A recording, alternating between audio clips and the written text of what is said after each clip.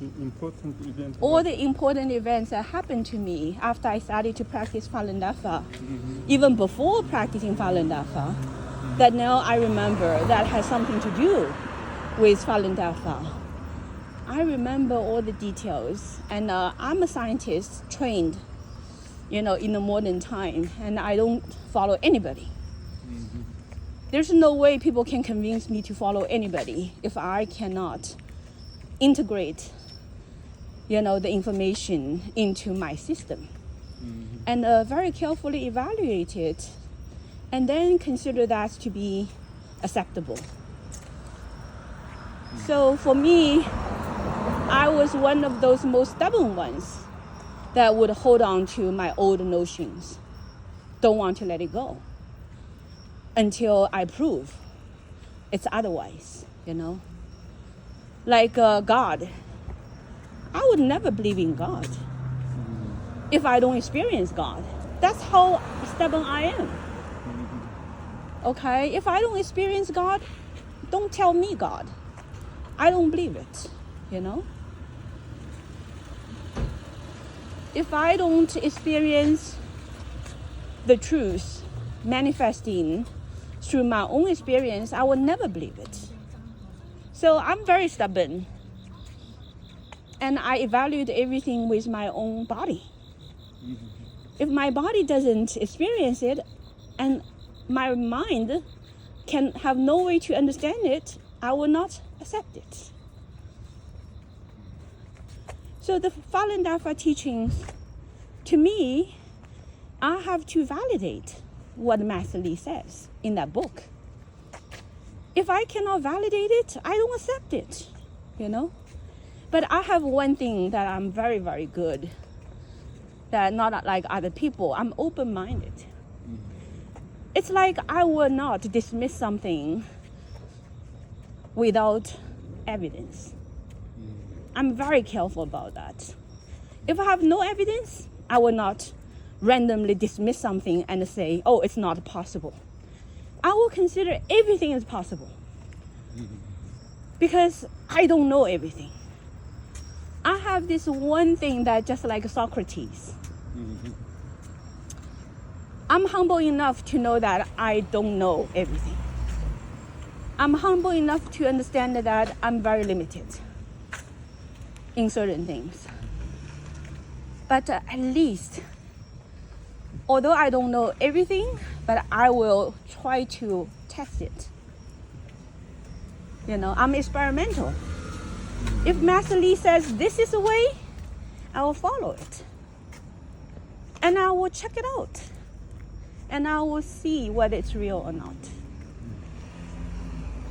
So with that kind of attitude, I believe all modern people, if they are sincere, if they are true, and want to know the truth of the universe, our Creator has paved the path for all modern people with that kind of mentality to find the ultimate truth. And I'm the validation of it. For me, I was not like other practitioners in Seattle, the old ladies. They kowtow to Master Li immediately. They burn incense at home. They hang Master Li's picture in their living room. Every day they go burn some incense in the kowtow, And they consider that, this is something that they must do to worship. And they think that this is going to secure them something, protect them something, you know what I mean? Some of them think like that, not everyone. Some people purely it's because they are very traditional, they respect the teacher.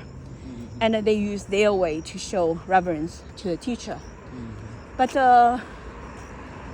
for Dr. Wang, when I was Dr. Wang's stage, Dr. Wang didn't have none of those worship, right? No heart of doing that. When other practitioners show her to do that, she started to do something with respect. But she's not counting on anything, not counting on anything. But even not counting on anything, she experienced miracles in the process of doing so. So certain things that although she didn't believe to be some important practice, ultimately she realized that there is very important reason behind it.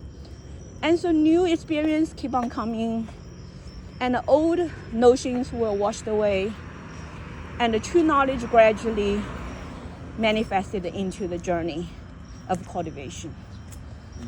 And it is really a process of being washed clean. Why I tell you, when you start to say, as long as I do good, I will clean up myself, I will improve. I say, don't think you can do anything.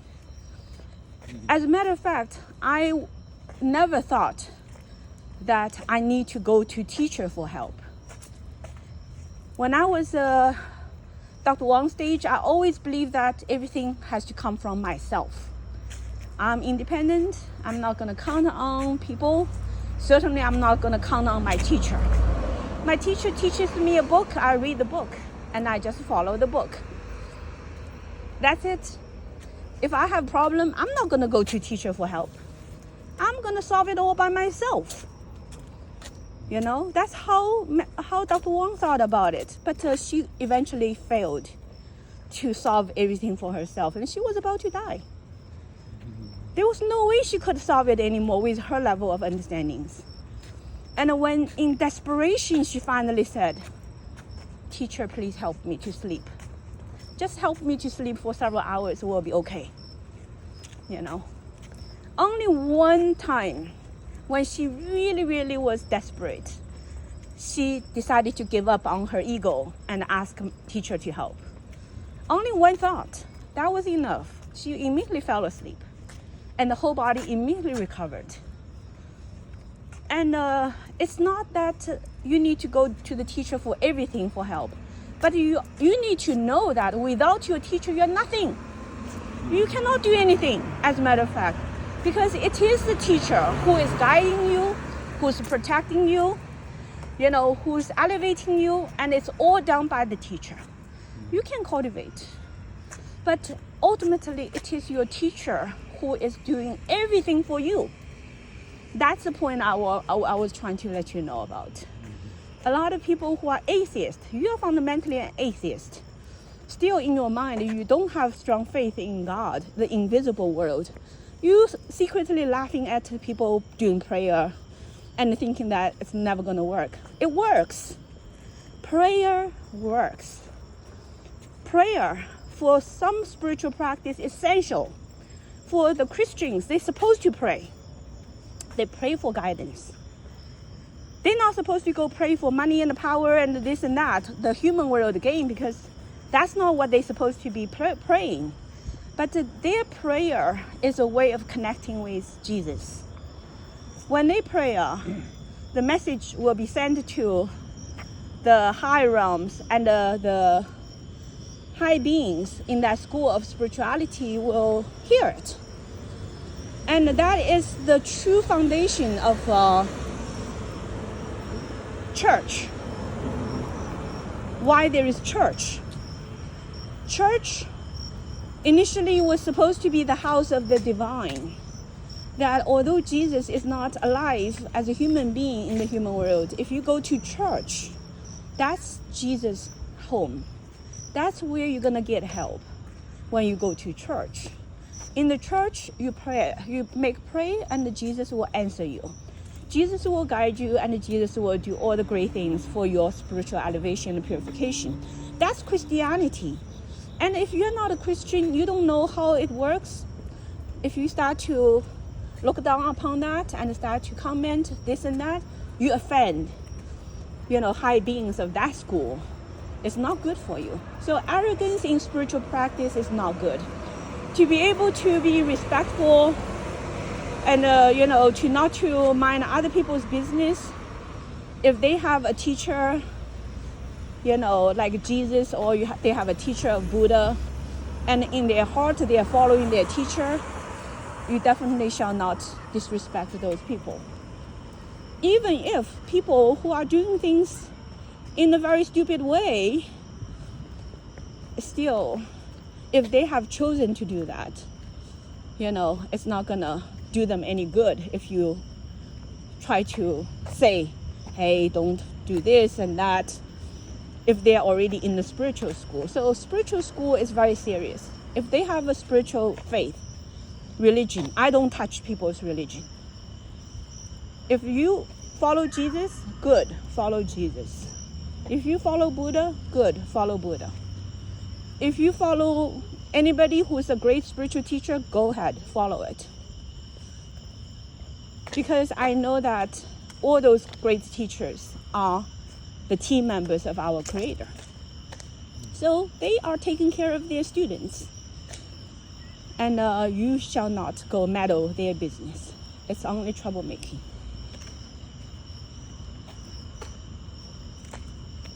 But all spiritual schools, they must recognize the fact that morality is a foundation in the human world. And it doesn't matter which Buddha, which God you follow. You first have to be a good human in the human world. So how to be a good human is the key. And the moral teachings in China lay down the foundation for the whole world of people to understand how to be a good human. But the Chinese government destroyed it through Cultural Revolution.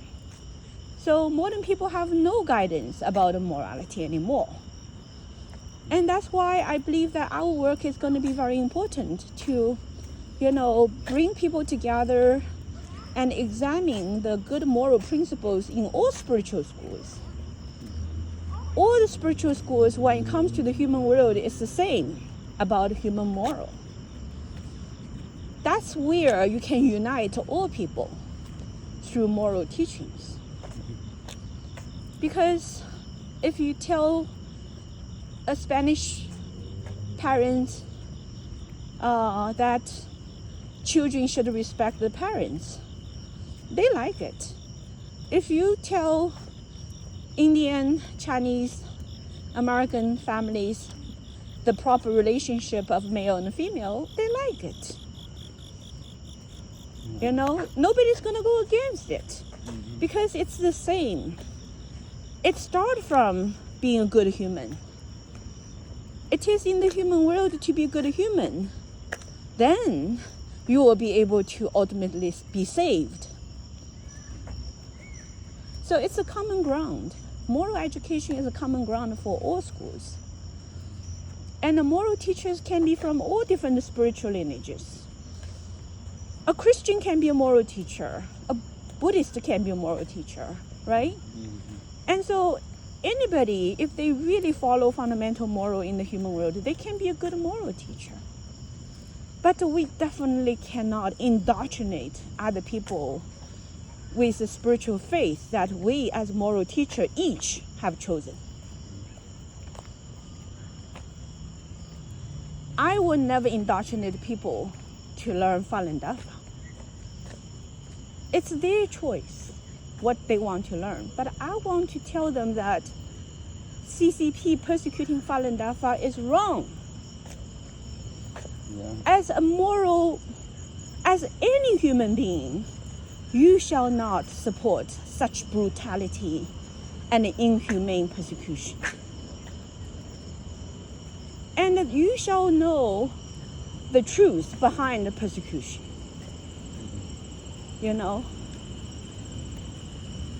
Now, not everybody gonna practice Falun Dafa. Some people will never practice Falun Dafa. Not everybody gonna practice Christianity, But it doesn't mean that these people cannot be saved. As long as human beings have moral guidance and follow moral principles, they can position them well in this most important choice right now in the whole world. Is the biggest evil and the way of salvation. So the first round of weeding out people, what kind of people will definitely be destroyed is the people who choose to make a stand for evil. And that's the emergency right now for saving people. It doesn't matter whether it's a Christian, or Buddhism, or Catholicism, or Judaism, or any spiritual practice, the number one importance is to make a stand for good, not for evil. So right now, the biggest evil is the Chinese Communist Party. It's called the Red Devil in the world. And this now becomes very obvious for everybody in the world now. Every country is talking about CCP, especially the virus. The virus travels around and killing people. And this came from China, came from communist China. So when the whole world started to, experience death, and they basically are given a chance to learn the truth. And when they learn the truth, anybody who has conscience will say no to CCP, because the CCP is way too evil, has done way too many bad things to everybody in the world. So this is the greatest compassion of our Creator, to let human beings have a chance to say no to evil, therefore have a chance to survive, That's why, for me, as a Falun Dafa practitioner being persecuted, even in America, I certainly have to make a stand and speak about it. And then in the whole Elephant Institute platform, I have the responsibility to bring out the truth about Falun Dafa. That becomes my central theme of moral teachings. I believe that this fundamental moral about conscience and justice, about make a stand for what's good and say no to what's bad, about not to be following lies and losing conscience just because you want money, power, and sentimental love, and you compromise, what a human being must be fundamentally, say no to the devil, right? So Master Lee has been delivering the teachings about atheism, evolution theories, and communism to be bad. And the modern notions also. Modern notions means people like they believe in homosexuality, abortion, gay marriage, right? Euthanasia, so-called free love, drugs, all those modern deviations. Fundamentally, the modern deviations are all against morality. Every single one of them, if you look at it, is against the human morals. So Master Lee has summarized the most important evil in the human world, that human beings must say no. Otherwise, you're not a human. If you believe that you are not human, you are just from monkey evolved, then you don't deserve to be a human, because you think you're not a human. That's your choice, free will. So you lose your human status. And God is here to save humans, so you cannot be saved. And then you say, I'm not from God, I don't recognize God. Then God cannot save you, because you don't want God to exist. That's also free will. And then you go, I'm going to fight against heaven, fight against earth, fight against man, and I want to be a communist. Fine. Go ahead. Kill yourself.